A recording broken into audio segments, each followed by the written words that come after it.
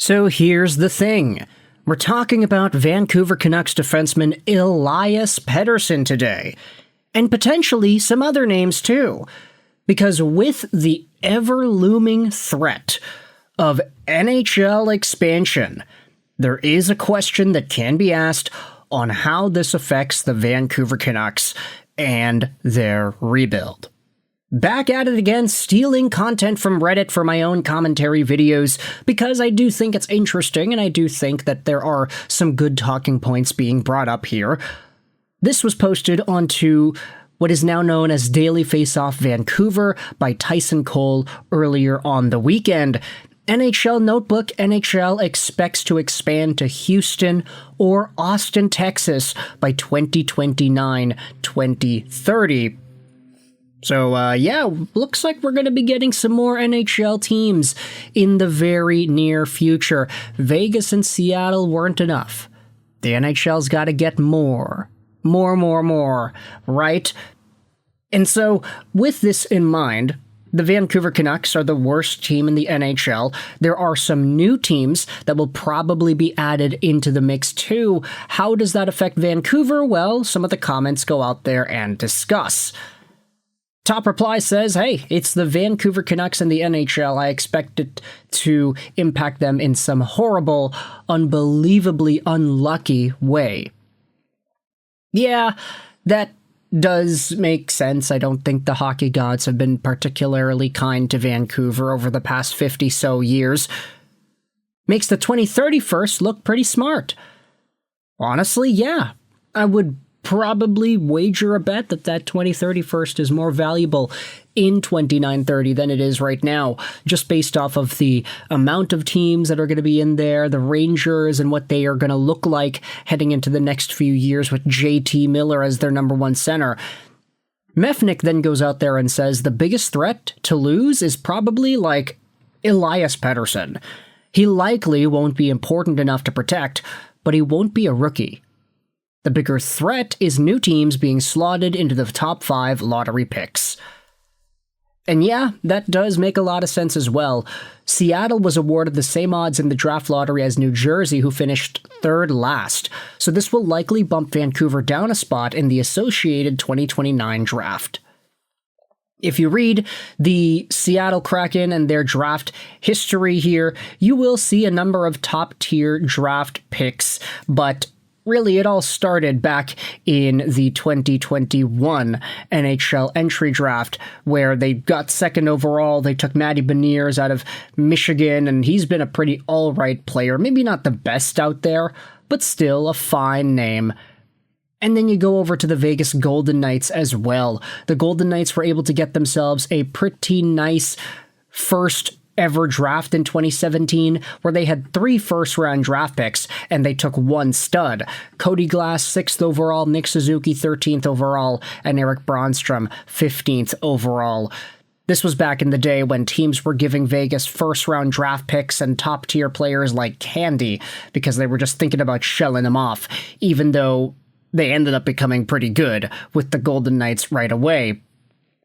So we will see just where the new Houston or Austin, Texas team lies in the 2029-2030 draft lottery, and just how that looks when it's compared to the Vancouver Canucks.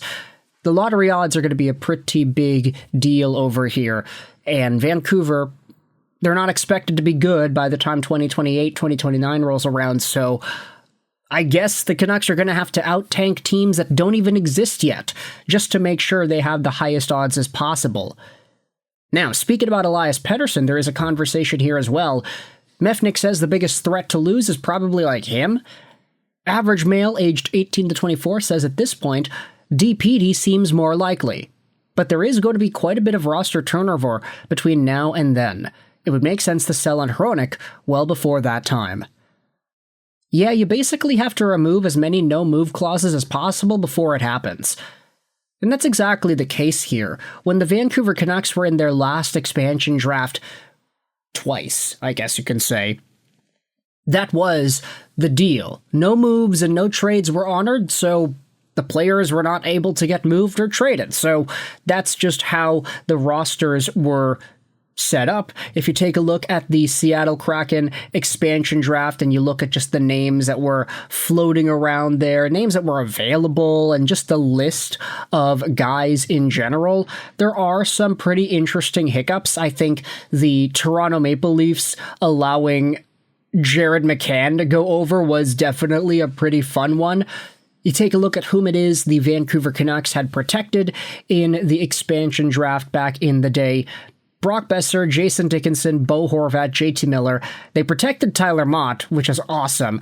Tanner Pearson's over here. So is Elias Pettersson, Olli Juolevi because he was a rookie, Tyler Myers, Nate Schmidt, and Thatcher Demko.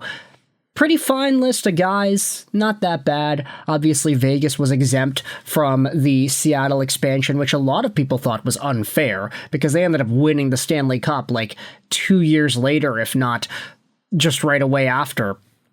But this does seem to be the direction we're going to have to look at for guys, because Elias Pettersson right now is 22 years old. He's already played a number of NHL games. He had 70 this most recent season with Vancouver and 28 the year before that. He ain't a rookie anymore, plain and simple. And by the time 2028 rolls around, or the season in which the 2029 NHL Entry Draft will be based upon, he's going to be, 24, 25 by the time the season comes to an end. So obviously Elias Pettersson is not going to be super young.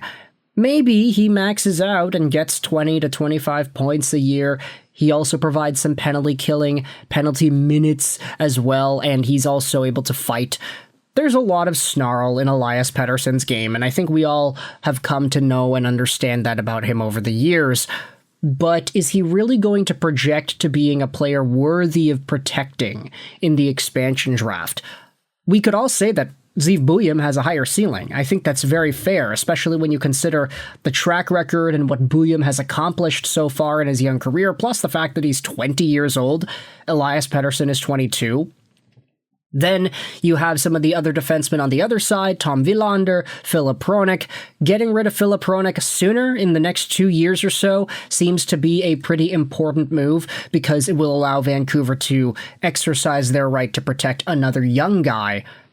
Francesco Accolini's burner says Vancouver will need to be careful not to bog themselves down with inefficient contracts and no trades. Being flexible heading into an expansion draft situation may allow them to capitalize on opportunities from desperate teams. Ideally, the Canucks shed a few of their existing no trades over the next year or two to put themselves in a better position. No trades are fine because they can't block a trade in an expansion draft. It's no moves that can be a problem. I see. So that does make a lot of sense as well. Ultimately, it's up to Ryan Johnson, Focus on the youth. Don't try to have too many older dudes protected. And if the team is going to go through a big, urgent rebuild, it might be a beneficial move to start unloading those bigger contracts now, like Ryan Johnson did with Marcus Pettersson and the acquisition of Alexiak and all them, but still, the new guys coming in, they don't got no trades and no moves, so they're fine. Elias Pettersson, though, we'll see whether or not he is a Vancouver Canuck by the time 2029-2030 rolls around. Let me know your thoughts in the comment section down below. I hope you enjoyed this Sign on, and bye.